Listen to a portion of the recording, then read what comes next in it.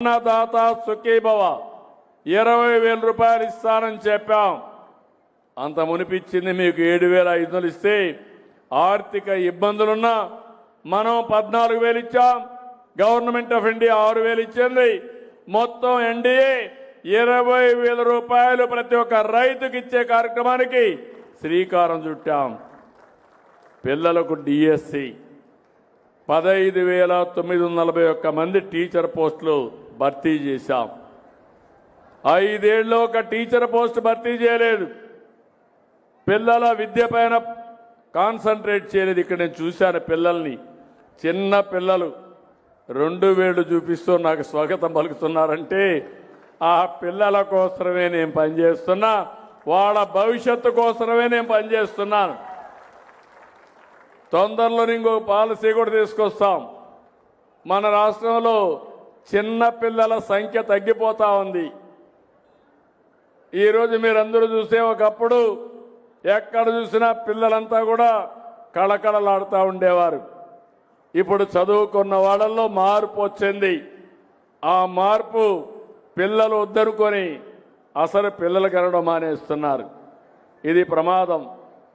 ఎందుకంటే కొన్ని దేశాలు పిల్లలు లేకుండా ఆ దేశాలంతా కూడా మిషన్స్ పైన ఆధారపడి జనాభా తగ్గిపోయింది. సంపద ఉన్నా కూడా దాన్ని ఉపయోగించుకునే శక్తి లేకుండా పోయే పరిస్థితికి వచ్చాయి. భారతదేశం సంపద జనాభా ఉత్తర భారతదేశంలో చాలా వరకు జనాభా పెరుగుతూనే ఉంది ప్రస్తుతం. కానీ దక్షిణ భారతదేశంలో జనాభా తగ్గిపోతూ ఉంది. నేనే కుటుంబ నియంత్రణ తెచ్చాను. మళ్ళీ ఈరోజు విజ్ఞప్తి చేస్తున్నా, ప్రతి ఒక్క కుటుంబంలో యంగ్స్టర్స్ అందరూ 2 కానీ 3 పిల్లలు ఉండే విధంగా జాగ్రత్త తీసుకుంటేనే భవిష్యత్తు ఉంటుంది. ఆ పిల్లల్ని ఏ విధంగా పెంచాలి, భవిష్యత్తు రావాలి, దానికి ప్రభుత్వం కూడా పూర్తిగా సహకరిస్తాం. ఉద్యోగాలు కల్పిస్తాం, మంచి చదువు కల్పిస్తాం, ఎలాంటి అనారోగ్య సమస్యలు లేకుండా చూస్తాం, పరిశ్రమలకు ప్రాధాన్యత ఇస్తాం. ఇవన్నీ కూడా చేస్తామని చెప్పి నేను మీకు తెలియజేస్తున్నా. ఇంకో పక్క నేను 3 విషయాలు చెప్పాను. ఒకటి, సూపర్ 6 సూపర్ హిట్ చేస్తామని. 2, అభివృద్ధికి పరుగులెత్తిస్తానని ఆ రోజు హామీ ఇచ్చాను. ఈరోజు మీరు చూస్తే విశాఖపట్నం కేంద్రంగా అనేక అభివృద్ధి కార్యక్రమాలకి శ్రీకారం చుట్టాం. మొట్టమొదటిసారిగా ఆర్థిక సంస్కరణలు వచ్చిన తర్వాత భారతదేశంలో 15 బిలియన్ అంటే దగ్గర 1,20,000 కోట్ల రూపాయలతో data centre, AI artificial intelligence కేంద్రం పెట్టే పరిస్థితికి వచ్చారు.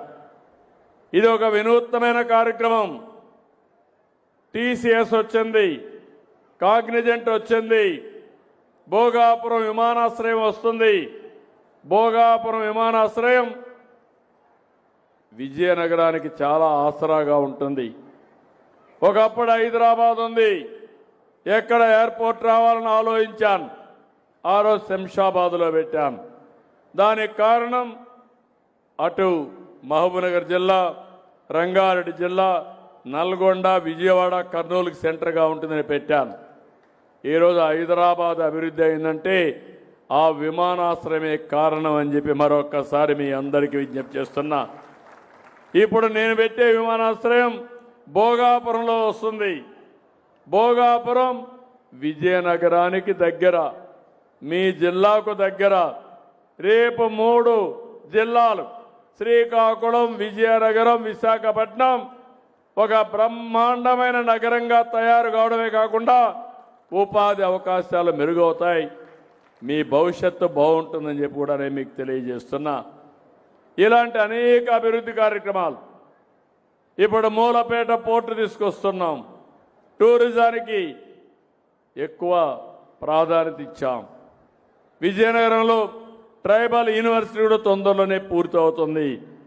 ఇవన్నీ చేసి ఈ ఉత్తరాంధ్రలో ఖనిజ సంపద ఉంది. ఏదైతే సముద్రంలో ఉండేటి ఇసుక కొన్ని విలువైనటువంటి ఖనిజ సంపదగా ఉంది. రేరెస్ట్ మినరల్ మెటీరియల్స్ ఉన్నాయి. దీంట్లో నుంచి కానీ ఫ్యాక్టరీస్ పెడితే మన పిల్లలకు ఉద్యోగాలు వస్తాయి. ఇంకా ఇవి అటామిక్ ఎనర్జీకి వీటికన్నిటి కూడా ఉపయోగపడుతుంది.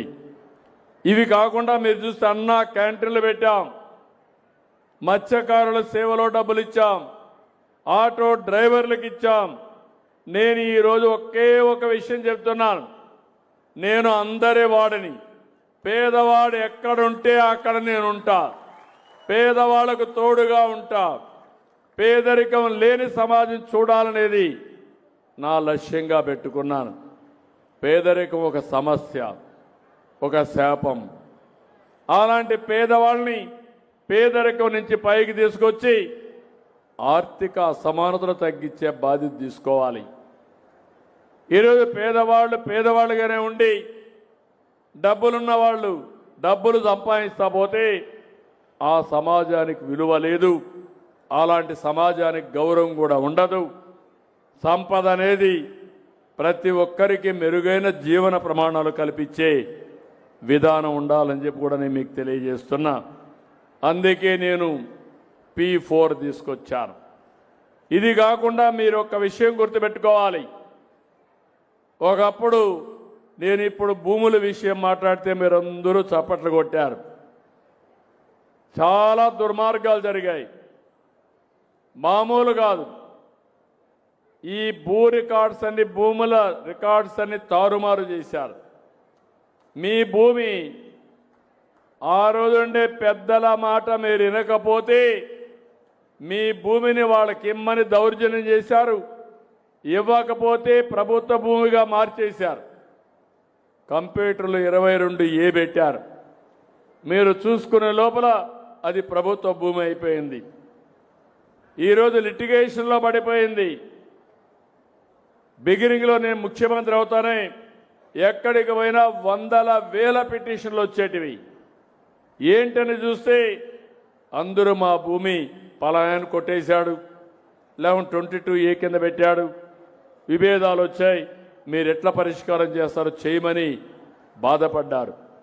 అది చూసిన తర్వాత నేను ఎన్నికల్లో మీకు ఒక మాట చెప్పాను, ల్యాండ్ టైటిలింగ్ యాక్ట్ రద్దు చేస్తానని చెప్పి మొదటి సంతకం పెట్టి రద్దు చేసేశాను. మళ్ళీ మీకంతా సర్వే చేస్తున్నాను. నేను ఒకటే మీ అందరికీ హామీ ఇస్తున్నా, ఈ నెల 9వ తారీఖు కూడా మళ్ళా నేనే వచ్చి ఇస్తున్నా. 3 సార్లు ఇచ్చాను. డిసెంబర్ లోపల అన్ని భూములు సర్వే చేసి నా ఫోటో వేసుకోను, వేరే వాళ్ళ ఫోటో వేసుకొని రాజముద్రతో పట్టాదారు పాస్ పుస్తకాలు మీకు ఇచ్చే బాధ్యత తీసుకుంటాం. అదే మాదిరిగా మీ దగ్గర కరెన్సీ, డబ్బుల కరెన్సీ ఎట్లుంటుందో అలాంటి ఫ్యూచర్స్ పెట్టి ఎవ్వరు ట్యాంపర్ చేయకుండా మీకు పట్టాదారు పాస్ పుస్తకాలు ఇస్తా. క్యూఆర్ కోడ్ పెట్టాం. ఆ క్యూఆర్ కోడ్ వల్ల ఎప్పటికప్పుడు మీ భూమి ఒకసారి మీరు చూసుకోవచ్చు. మీ సర్వే నెంబర్, సబ్ డివిజన్ ఏంటి, LLM అవన్నీ కూడా అందులో ఉంటాయి. మీకు 4 సర్వే నెంబర్లో 10 దగ్గర భూమి ఉంటే ఆ డీటెయిల్స్ అన్నీ ఉంటాయి. ఎవరైనా మీకు తెలియకుండా భూమిని మార్చేసి ఎప్పుడు కావాలంటే అప్పుడు చూసుకునే ఏర్పాటు చేస్తా. రెండవది, రికార్డ్స్ అన్నీ బ్లాక్ చైన్ టెక్నాలజీలో పెడతాను. ఎవ్వరు కూడా ట్యాంపర్ చేయని విధానానికి శ్రీకారం చుట్టాను.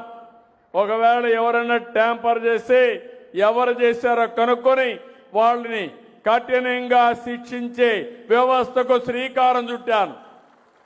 ఇంకెక్కడ ఎవరైనా భూములు జోలుకొస్తే మీరు బయట ఉండరు, జైల్లో ఉంటారు. గుర్తుపెట్టుకోమని హెచ్చరిస్తున్న. తప్పులు చేసిన వాడు జైల్లోనే ఉంటాడు. ఇంకొక పక్క నేను సుపరిపాలన మీకు అందరికీ చెప్పాను. ఈరోజు సుపరిపాలన మీ దగ్గర అందరి దగ్గర సెల్ ఫోన్ ఉన్నాయా? సెల్ ఫోన్లు చేలు పైకెత్తండి. సెల్ ఫోన్ ఉండేవాళ్ళు మెజారిటీకి ఉన్నాయి. కొంత ఈ జిల్లాలో ఇంకా రావాల్సిన అవసరం ఉంది. ఇప్పుడు నేను మన మిత్ర తీసుకొచ్చాను, వాట్సాప్ గవర్నెన్స్ తీసుకొచ్చాను. ఎవరు